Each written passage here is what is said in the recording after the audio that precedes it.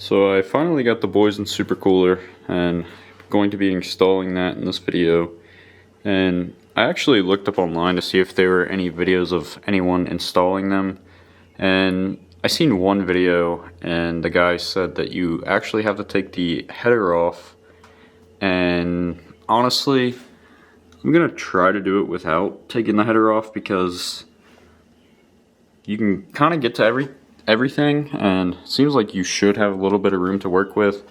So I'm just gonna try it just to save some time. So hopefully that'll work. If not, I guess we'll take the header off and go from there, but should be pretty simple. But either way, let's see if I can get away without taking the header off. It's just 3 8mm bolts right here, and then the hose clamps, obviously have to loosen those up. But let's see if we can get away without taking the exhaust off. So I've actually known about this for a little while now, but like I talked about in one of my recent videos, I actually wanted to wait for one of these to be made in black because they only made them in like a bronze color. And personally, I did not think the bronze would go well with how my bike looks, and as well as the motor. Factory comes with darker colored pieces, and I just feel like the black would just go well with that. And I actually kept looking pretty often to see if they ever came out with the black one, and they did, but they sell out very fast because obviously most people would probably rather have the black as well. So as you guys can see, once you start to loosen up this first bolt at the bottom, the coolant and everything will start draining out. And I'm actually just using a older car wash bucket because I have more anyway. And I forgot to mention, if you do have a skid plate, which I definitely need to get mine replaced, I just lost the bolts and I kind of want to get a metal one because I feel like that's a lot better.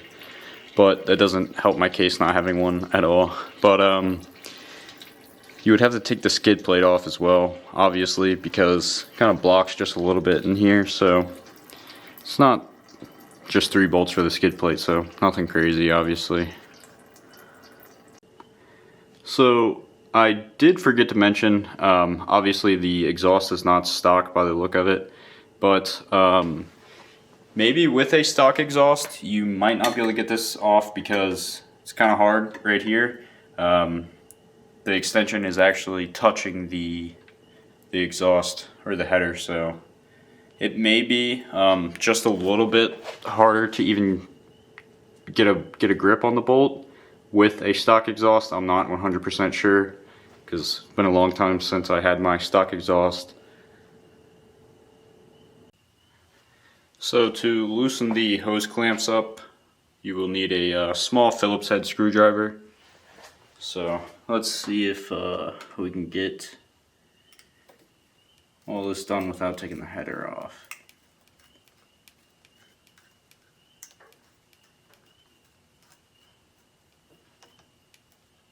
Bottom, it's a little hard to get to with the way the hose clamp is positioned, but I was able to loosen it up, and I'm gonna just twist it up when I tighten it so I do not strip it, because obviously don't want to strip it. Trying to get the last bit of coolant drained out, although I do see it is a very tight area to work with the header being so close. So I may not be able to get it off. Hopefully I can though. So as you guys can see, I was able to get it off. It was quite a tight fit. This is what it looks like. And I do have to take the wheel out. And then hopefully this gasket is good. I actually didn't think about getting a new gasket. So hopefully this gasket will be fine. And everything will go on smooth. And hopefully this one, the new one, isn't a whole lot bigger on the outside, so I still have a little teeny bit of room to work with. And if so, everything should go fine, and we should go from there. So let's get this gasket off and then start taking the wheel off, and then we'll get to replacing it. And I just used a screwdriver and used just some lubricant to get the hoses wet so they'd slide off a lot easier. So I did get the wheel replaced. This is the old one. Not sure why the camera is not wanting to focus. And I also just cleaned up the gasket a little bit, or not the gasket, the washer. And I'm just going to clean up the hoses a little bit and then try to get everything back on. So I was able to get it on without getting the header off. Just have to snug up the bolts and tighten up the hoses, the hose clamps, and then fill it up with coolant, and then we'll be good to go.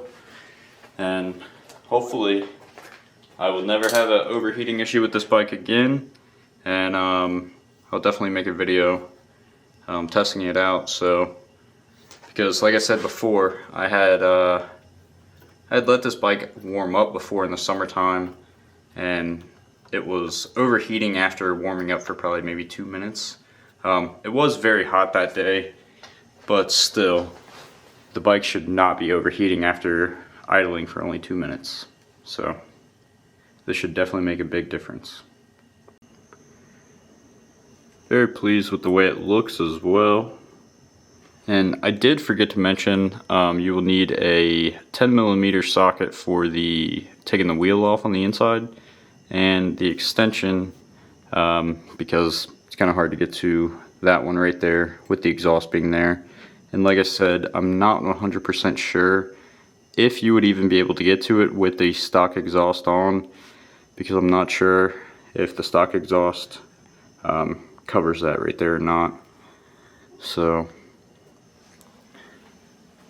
but hopefully this helps people out so you don't have to take the exhaust off.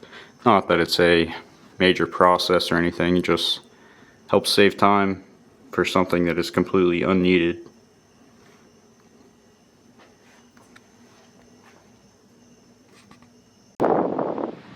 So the bike is now filled up with coolant and everything is put together, as you guys can see. So let's give it a start and see if we have any leaks or anything.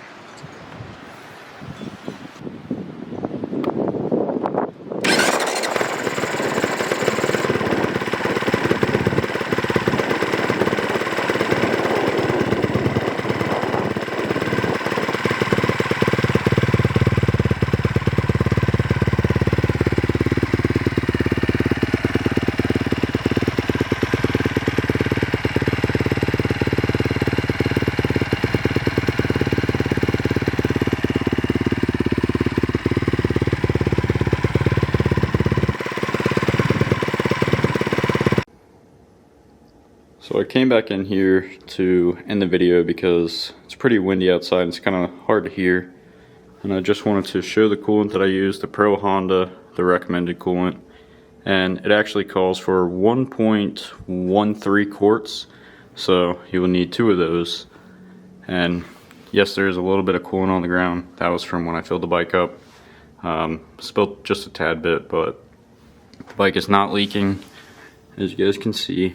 So, and like I said, you do not need to take the exhaust off or the header off if you have the Yoshimura RS9T exhaust, although I do not know about the stock header.